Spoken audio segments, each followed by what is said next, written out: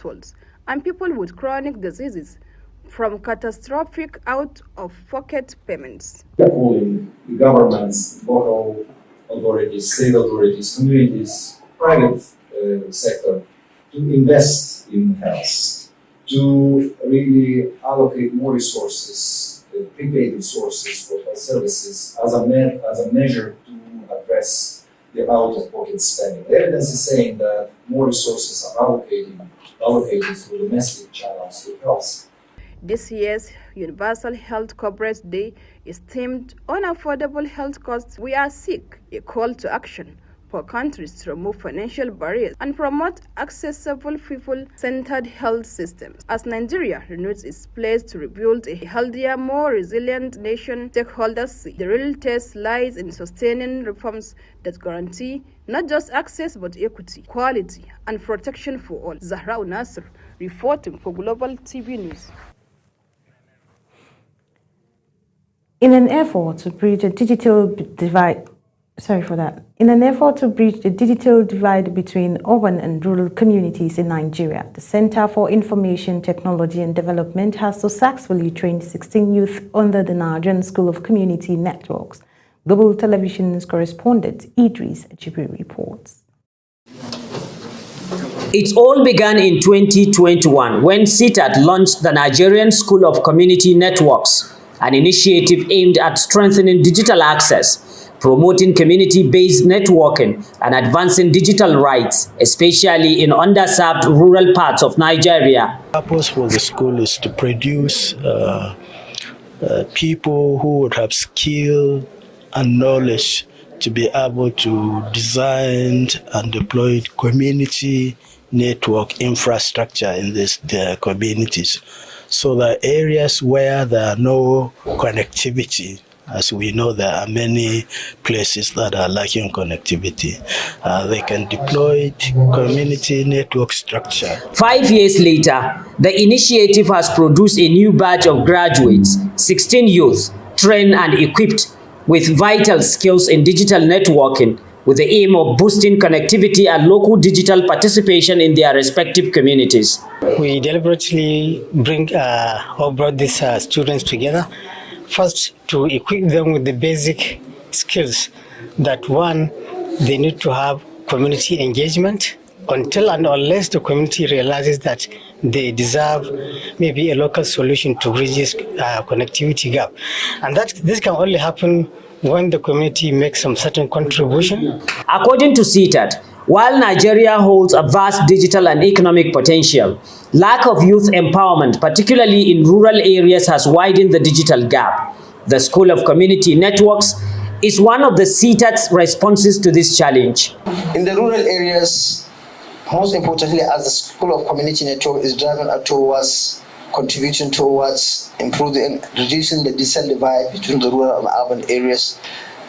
We're all aware that now at least all transactions, even the Kikina PEF and whoever is involved in buying or selling, almost everyone that you look around, you see that he use one way or the other, or pay, Monopoint, Momo.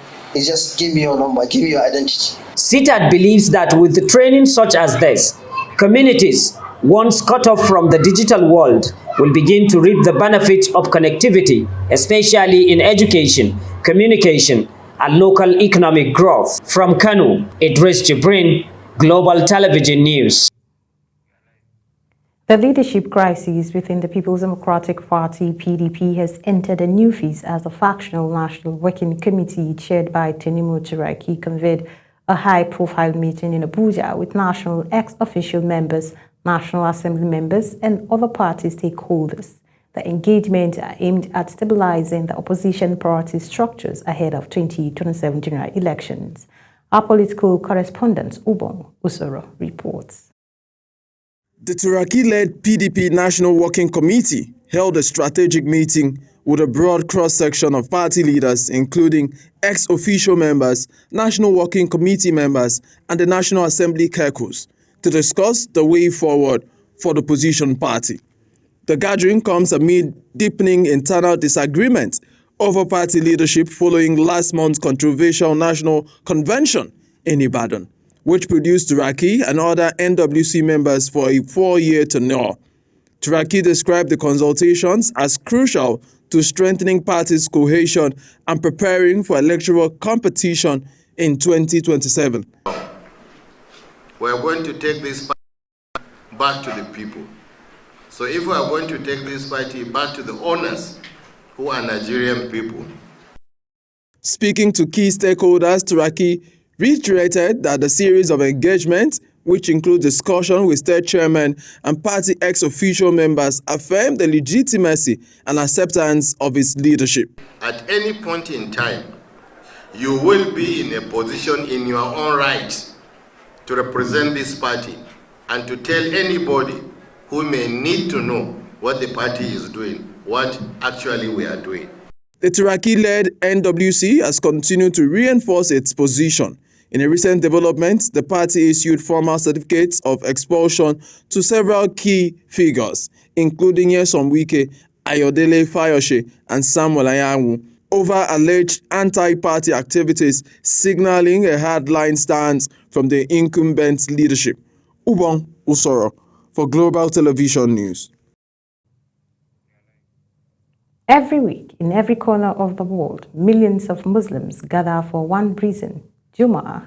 The Friday prayer is more than just a ritual. It's a moment of unity, reflection, and spiritual renewal. But what makes Friday so important in Islam? Our correspondent tells us more. Friday is not just the end of a work week. In Islam, it is the most blessed day. The Prophet Muhammad, peace be upon him, said, "The best day on which the sun has risen is Friday."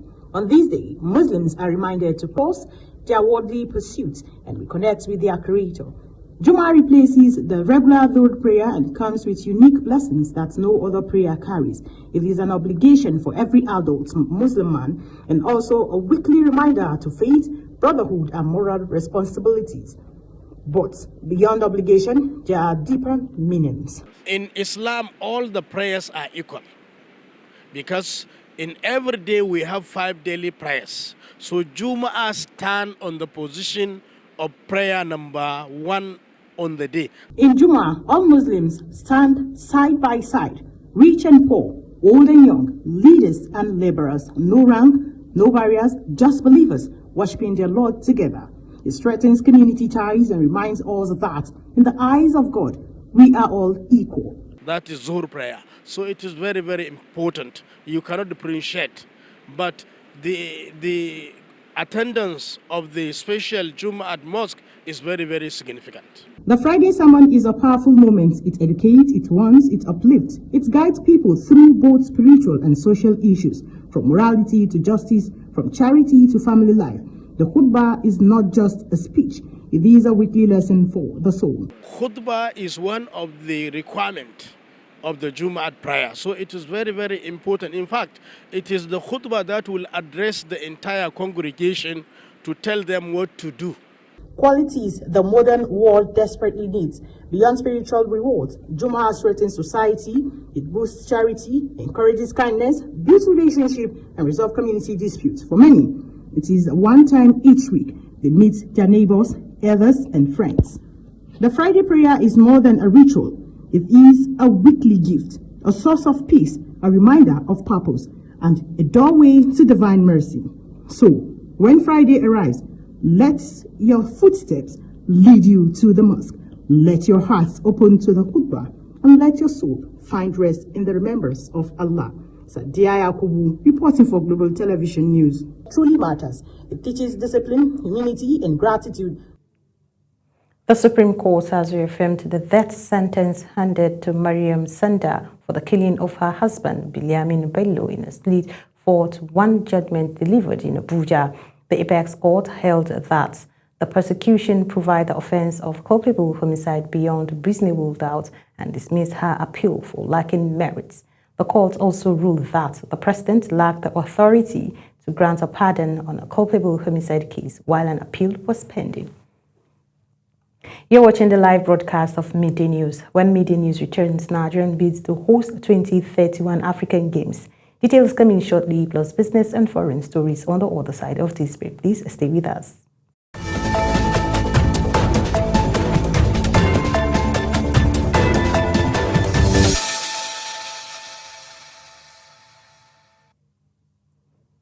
Welcome back from that short break. And in business news, Nigerian crude oil production rose by 35,000 barrels per day in November 2025, reaching 1.436 billion barrels per day.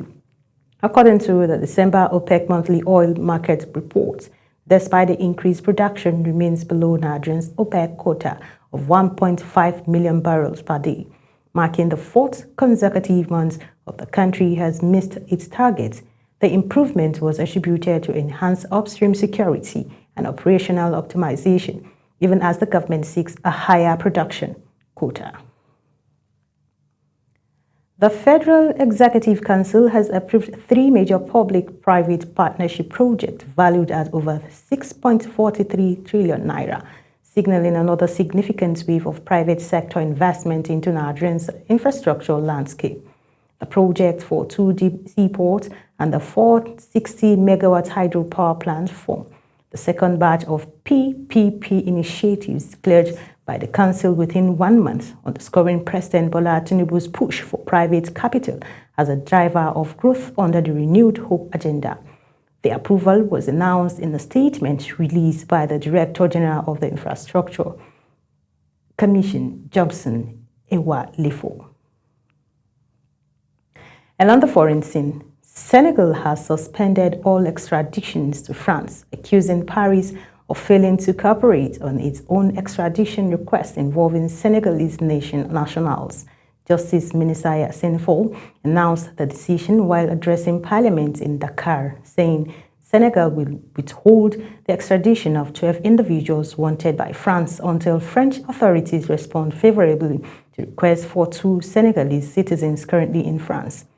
The move follows France's decision to postpone a ruling on the extradition of Senegalese media mogul, despite an existing 2021 extradition agreement between both countries. A new analysis by the World Health Organization has reaffirmed that there is no link between vaccine and autism, contrary to theories being propagated in the United States. World Health Organization Director General Tedros says this is the 4th such review of the evidence following similar reviews in 2000, 2004, and 2012. Fuegbe completes the report. The U.S. Centers for Disease Control and Prevention last month revised its website with language that undermines its previous scientifically grounded position that immunizations do not cause the developmental disorder autism. Years of research demonstrate that there is no causal link between vaccinations and autism or other neurodevelopmental disorders. Yet, Robert F. Kennedy Jr., America's health chief, has long voiced anti-vaccine rhetoric and inaccurate claims connecting the two. However, WHO's Ghebreyesus told a press conference in Geneva that autism is not a side effect of vaccines. Vaccines are among the most powerful, transformative inventions in the history of humankind. Vaccines save lives from about 30 different diseases, including measles, cervical cancer, malaria, and more. Like all medical products, vaccines can cause side effects, which WHO monitors, but autism is not a side effect of vaccines. A purported connection between the measles, mumps, and rubella vaccine and autism stems from a flawed study published in 1998, which was retracted for including falsified data.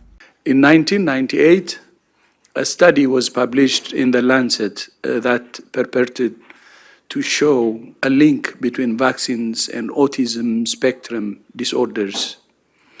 The study was later shown to be fraudulent and retracted, but the damage had been done, and the idea has never gone away. Tedros stated that over the past 25 years, under 5 mortality has plunged by more than half, from 11 million deaths a year to 4.8 million, with vaccination being a major reason behind the drop.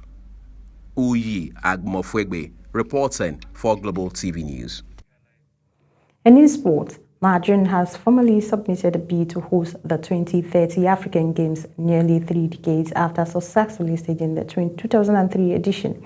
The bid was presented to African Union Sports Council during high-level engagement by Sport Administrator Mainasara Ilu on behalf of the Nigerian Sports Commission. Officials cited Nigeria's proven capacity to host major continental competitions and the economic impact generated by recent international sporting events. The Nigerian Football Federation, NFF, has announced sweeping reforms aimed at improving national team performance. This followed its executive committee meeting in Abuja. The NFF confirmed advanced preparations for the Super Eagles ahead of the 2025 African Cup of Nations in Morocco. It approved quality friend lines for the Super Falcons ahead of the 2026 Women's African Cup of Nations. The Federation also vowed tougher sanctions against poor officiating, new regulations for football academics, and progress on infrastructure projects under FIFA Forward 3030. And that's it on Midday News. A quick reminder that Global Television is on DSTV channel 365 and StarTimes channels 276. Kindly follow us across all social media platforms now showing on your screen using our Global TV NG. I am Sadia Yakubu saying thank you for watching.